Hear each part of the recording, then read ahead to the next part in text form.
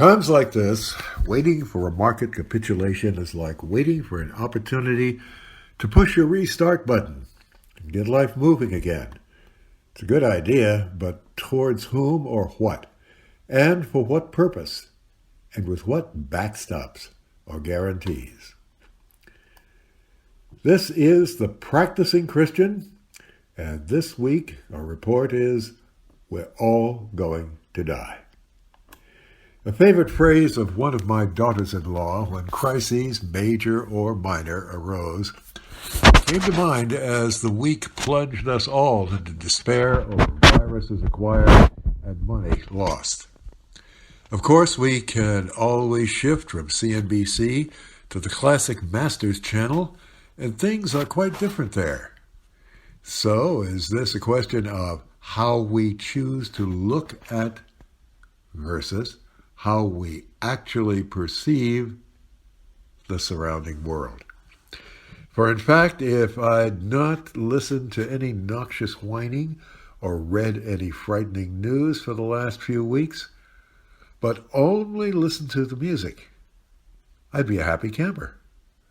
But at the same time, I'd be a rather marginal Christian. The truth for us practicing Christians is a bit different from many of our neighbors, whom we still love nonetheless. So let's start with a few words from the Bible. Our life's work is to do what is written in Torah. Torah is the word for the first 5 books of the Bible. And what that life's work is this: you shall love the Lord your God with all your heart, and with all your soul, and with all your strength, and with all your mind, and your neighbor as yourself. Now, while that's in the first 5 books of the Bible, Jesus repeats it to his disciples. We see that in Luke 10, verse 27. Jesus makes this central for us. Our work starts with writing for ourselves a systematic theology of what it's supposed to mean. Why bother with this? Because our practice of the moment is based on a philosophy of avoidance of both sickness and financial loss. This is backed up with a belief that through our own actions and those of the state, as well as those of science and public health, all will be great for us. Let's go back to those words from Torah and from Jesus. Our life's work is about doing what is written here. You shall, that's an order, not you may. You shall love the Lord your God with all your heart, and with all your soul, and with all your strength, and with all your mind, and your neighbor as yourself.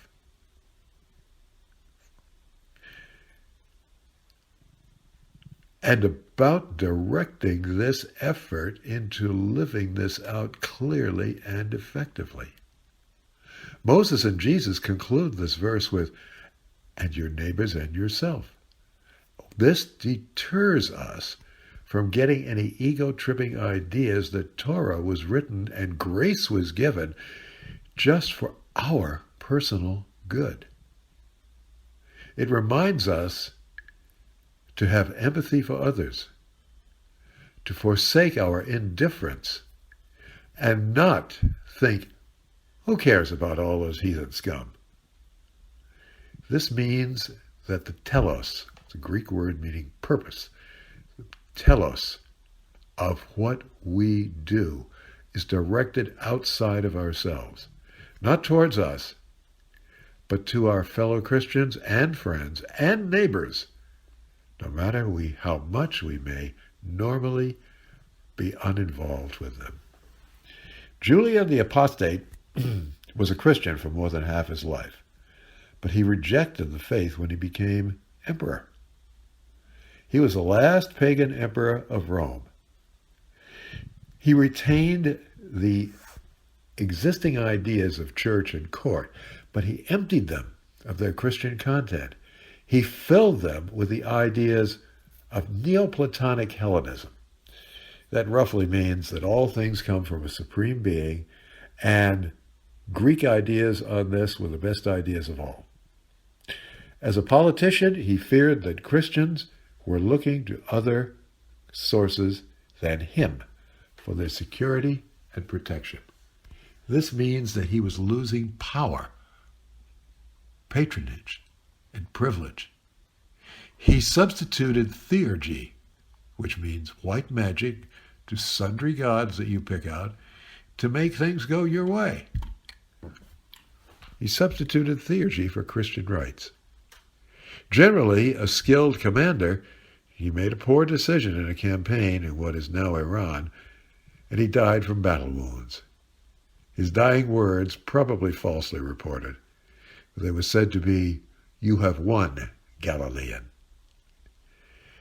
Now, where do practicing Christians stand as wealth dissolves and life grows more precarious?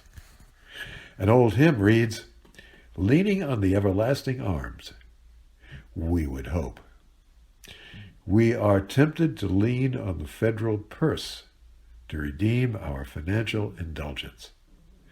This may continue if the imperial republic survives and seduces us into poor investments using fiat money backed largely by debt.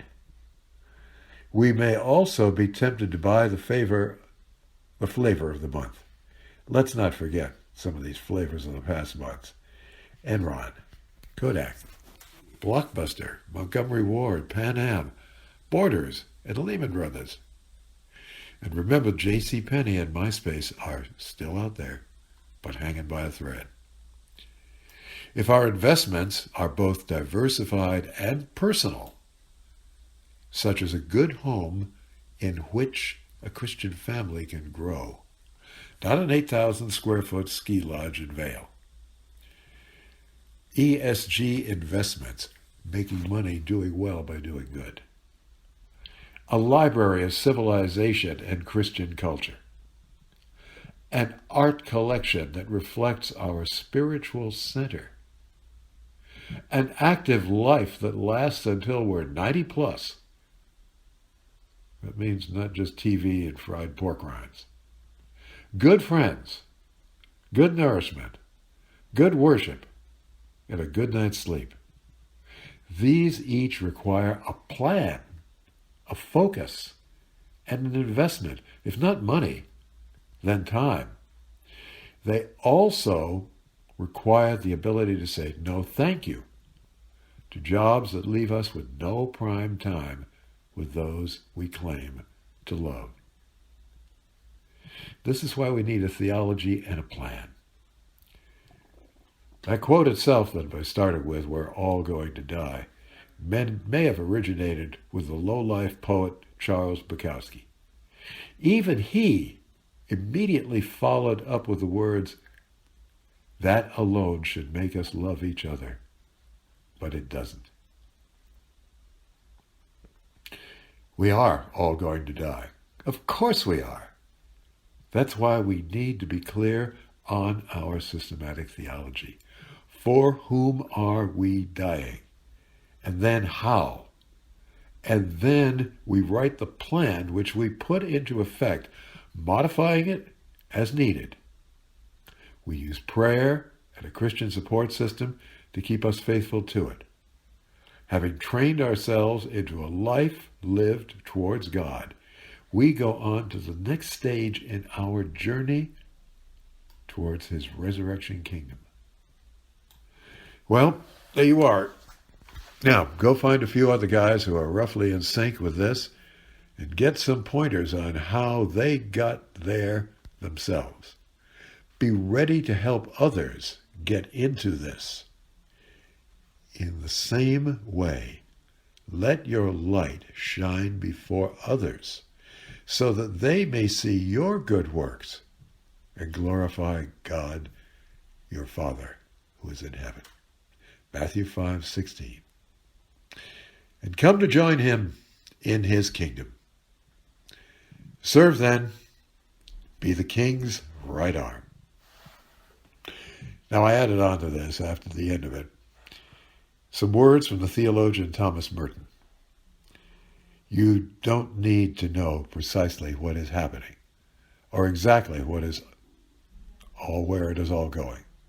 What you need is to recognize the possibilities and the challenges offered by the present moment and to embrace them with courage, faith, and hope. Sermon, be the king's right arm.